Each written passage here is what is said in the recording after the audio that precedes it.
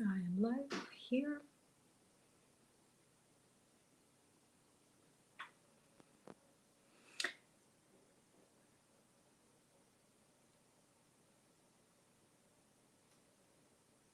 Hello, hello, hello, hello, and welcome. I'm going to give you a second to assemble.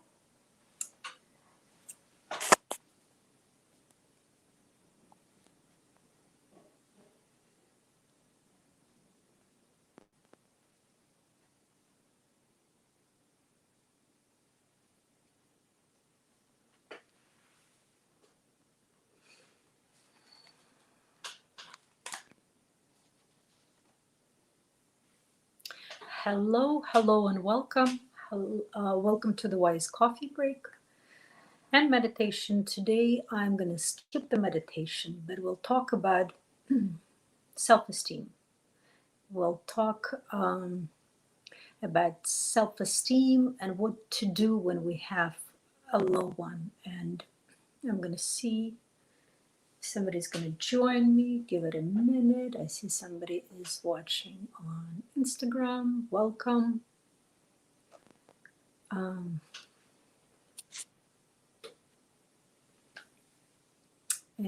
Facebook is still sleeping. Low self-esteem, big problem in the world. And I've had my share of experience with low self-esteem. So that's why I'm very much motivated to talk about it today. And the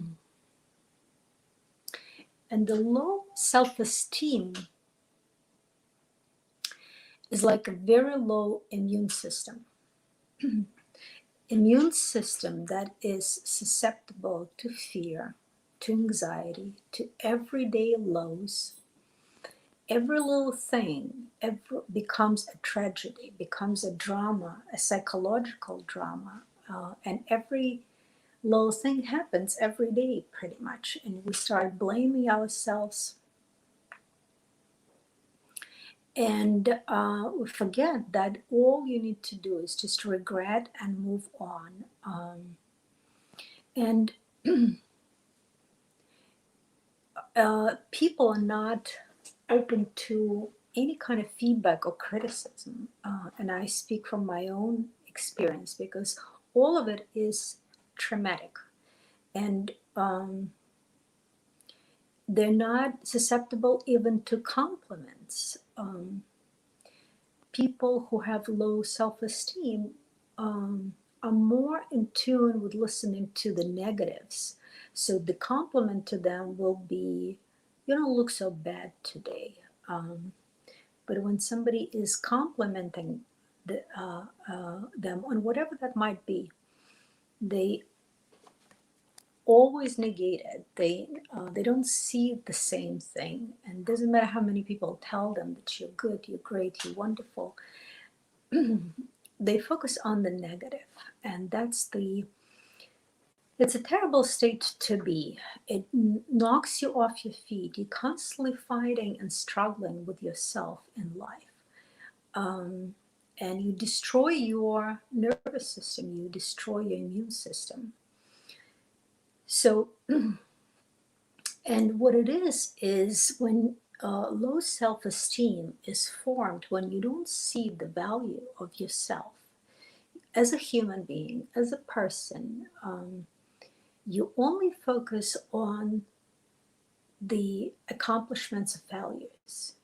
There's no separation between a person, a human being, and some sort of accomplishments. There's really none.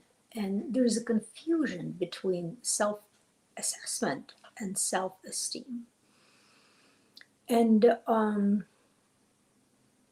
what is self-assessment? Self-assessment is basically what we do in corporate world or everywhere where the system is in place. You look at what you know, what you don't know. So you make a healthy assessment, what you can do, what you cannot, to make a decision on how do you advance yourself? How do you help yourself to be more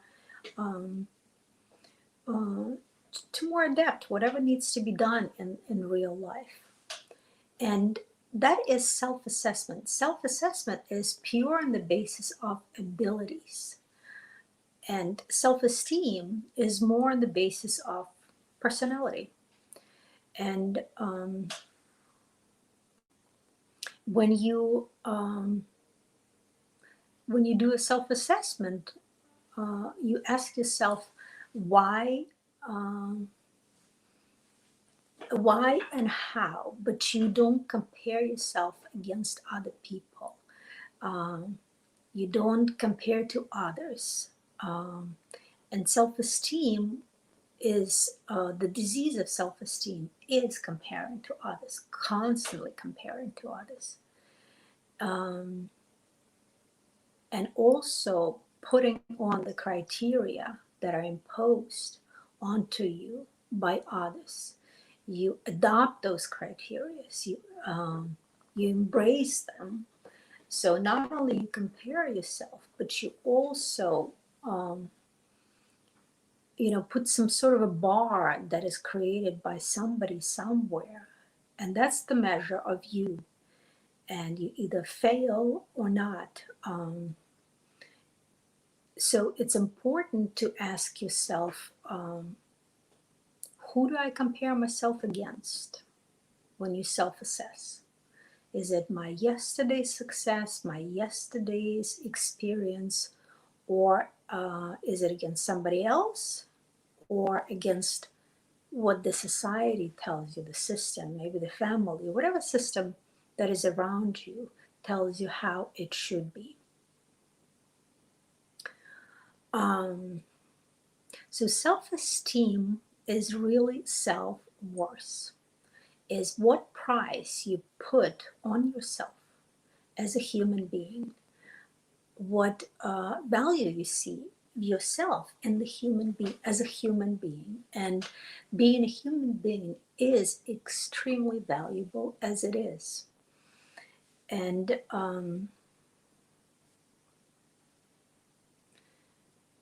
self-worth or self-esteem is also self-love.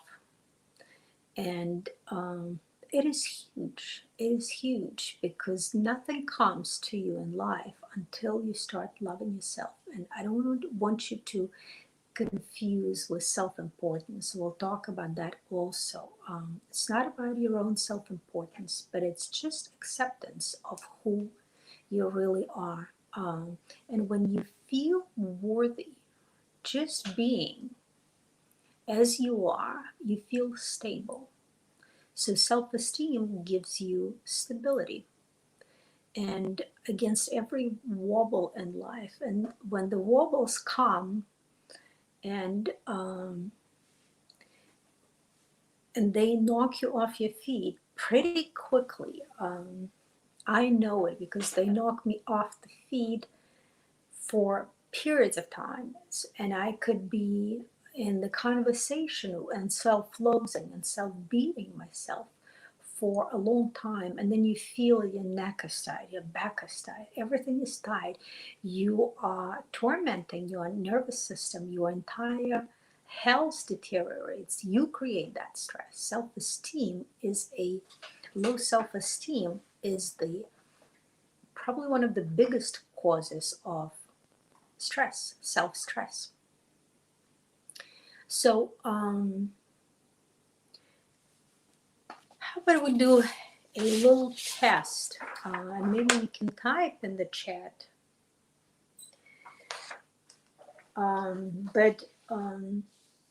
or think about it, whether you have a problem or not with self-esteem.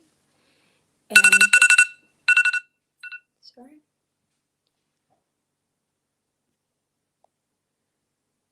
paused and disappeared from one screen. Sorry about that.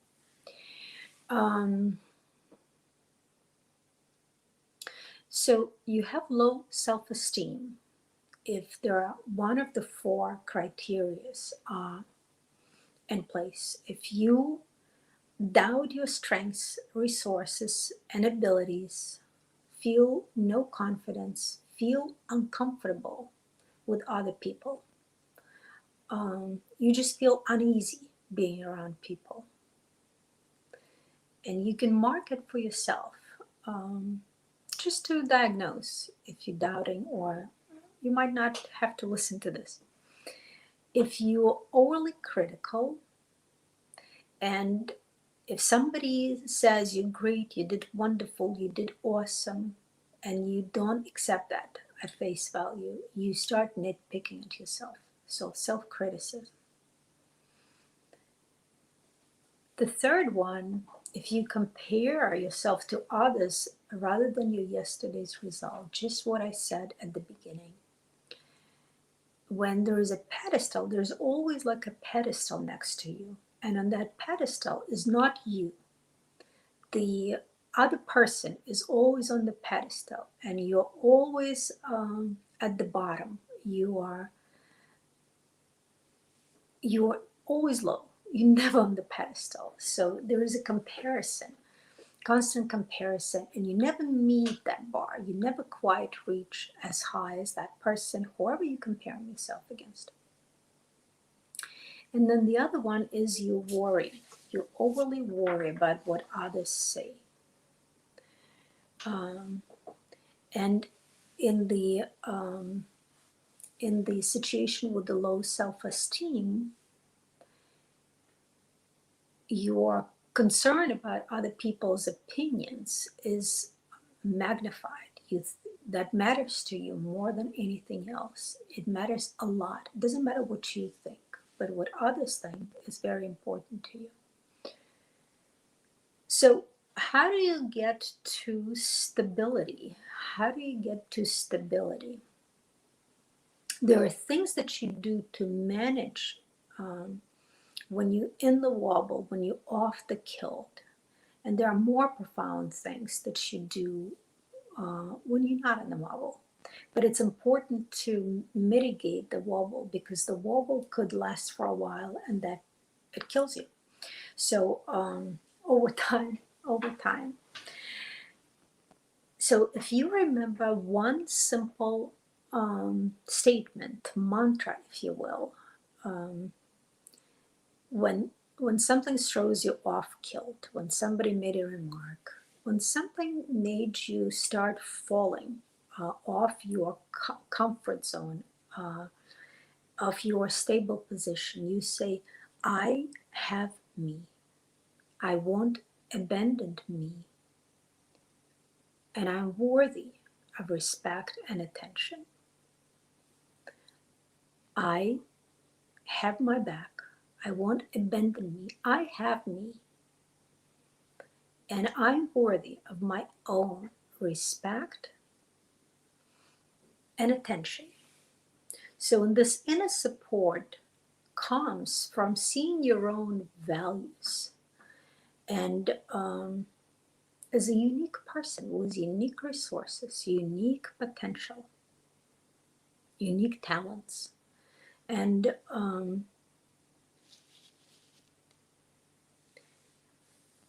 we forgot about all of that. We focus on the external expressions, some deeds, actions, misactions, and we forgot about that you're just human and you have unlimited resources as a human. If you just think how many different species live in this world, humans have amazing, amazing abilities, and you do have them too. But what covers that potential is the thick layer of self-doubt and hopelessness. When you think you cannot do something, and the more you think that, the thicker this layer gets, so it becomes like a hard shell on a crab or on a lobster.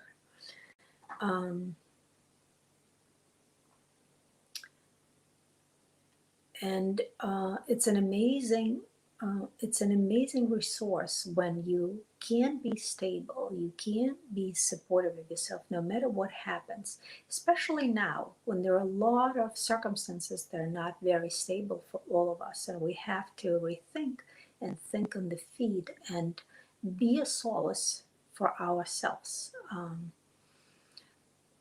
Hello guys, hello, thank you for watching. I'll wait right back at you. So So how do you get to the point? Um, I also want to beat this a little bit. Why is it so important? Why attitude towards yourself is so important? So it gives you stability. And when you have self-esteem, you uh, it's your resource in life because you learn, you progress, you can self-assess, assess those mistakes, assess those failures, and move forward. So let's say somebody who is doing competition, he is an athlete or she's an athlete, um, or performance of some sort, or whatever that might be. And you lose the competition. So if there is no ability to turn on self assessment to see what went wrong, what could be improved, then you just fall down the drain of self loathing, like, and the person never grows up. It's like a little kitten, excuse my metaphor, but when a little kitten pees somewhere where it shouldn't, and somebody dunks the face in that pee so that the kitten remembers, you always that kitten that never becomes a cat, always dunking yourself in the pee, in the doo-doo, and not allowing yourself to grow, and not allowing yourself to open. Um, that's what low self-esteem does. And and what happens when there is every single instance of some sort of a perceived failure, it is always a tragedy. And what happens, you recall instantly the unconscious brings from the memory bank all the other failures, and you rehash them, you replay them, and and you become all of a sudden bad. You label yourself as bad, broken, deficient, for life. There's like hopeless. There's no hope for you.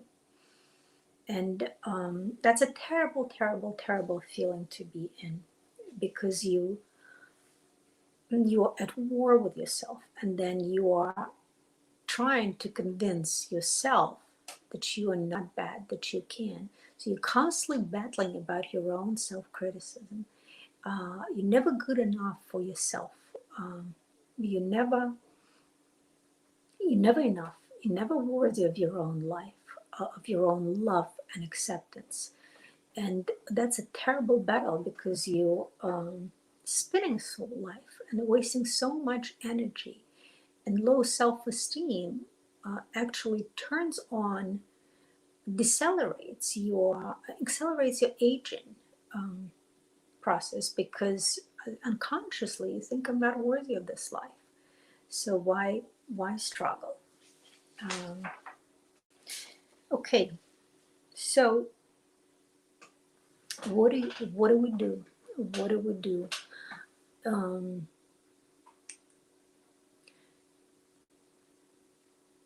what do you do? So one thing, the first thing, you think about your resources, key resources and opportunities you have. You see what to value beyond the actions that happened or didn't happen, but you focus on potential, on what's available, and you have a body, you have a brain, you're alive, you obviously have time to listen to stuff, you think about um, improving yourself, which is spiritual growth, which is movement, which is awesome, which is amazing. You know how many people don't even think about it, how many people wouldn't even tune into the low confidence um, wise coffee break.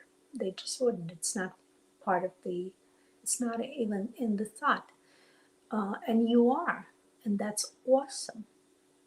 And that's a huge resource. Your ability to focus on things that matter to you, to your soul, and you live in the country where there is lawfulness, where there is peace, and there is fridge full of food, and there's just so many resources that we overlook. So you shift the focus, and you have to stay in that focus daily, because so it becomes part of your cell's memory, that know that everything is great and I have so much more to uncover, to discover, because my resources are truly unlimited. Um, and when you see your worth as a person, just because you are a person, because you are, then everything starts to turn. So daily contemplation on that is very helpful.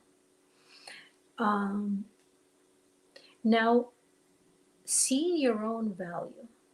If you would write 10 things on a piece of paper when we break, what are the 10 things that you enjoy about yourself? Would you think they're good about you? What you like about yourself? Doesn't matter what others think. Doesn't matter anybody else. Does matters only what you think. 10 things that you like about you. Maybe you like the looks. Maybe you like the eyes. Maybe you like how you do things. Maybe how you emote. How do you express yourself? How you think about certain things, your attitude towards certain things. Write them down. See the positive, see the value. Start looking behind the self doubt and the hopefulness armor. The third thing is take a piece of paper, another piece of paper, and then start 10 sentences with the word I forgive myself for. And then everything you criticize yourself for, everything you judge yourself for, write it down. Write it down, let it out.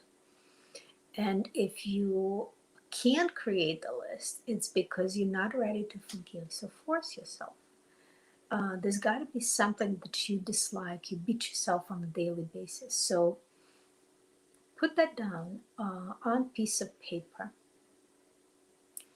And one last thing that is extremely important that I urge you to do is notice two things in the people that surround you, that are good, that you admire, that you like.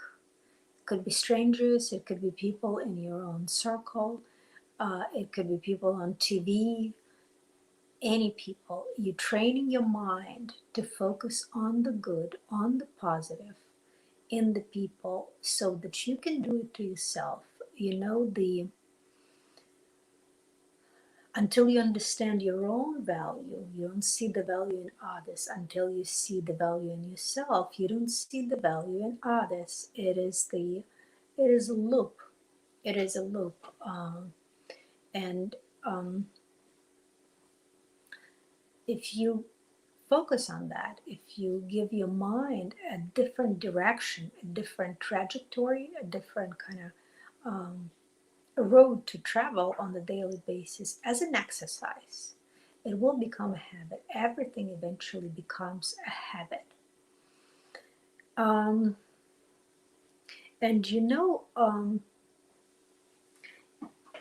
if you think that there is nothing special about you, I want to leave you with one last kind of point. There is a book by Michael Roach, and it says there are 20 mistakes, 20 of the biggest mistakes in life that person could make. And one of the biggest mistakes, one of the top 20 of a lifetime, is not thinking that you are special, that there is something special about you. Because you literally throw out your life, your resources, your potential. You throw it out of the door. There is special in everybody. There is uniqueness in every single soul. Otherwise, you wouldn't be here. Um, Let me know what you think on this topic, what resonated, what not. Type what you will take with you once I hang up this conversation. I'm going to open the chat here. Type what, if there is something that you heard that would help you raise your own self esteem.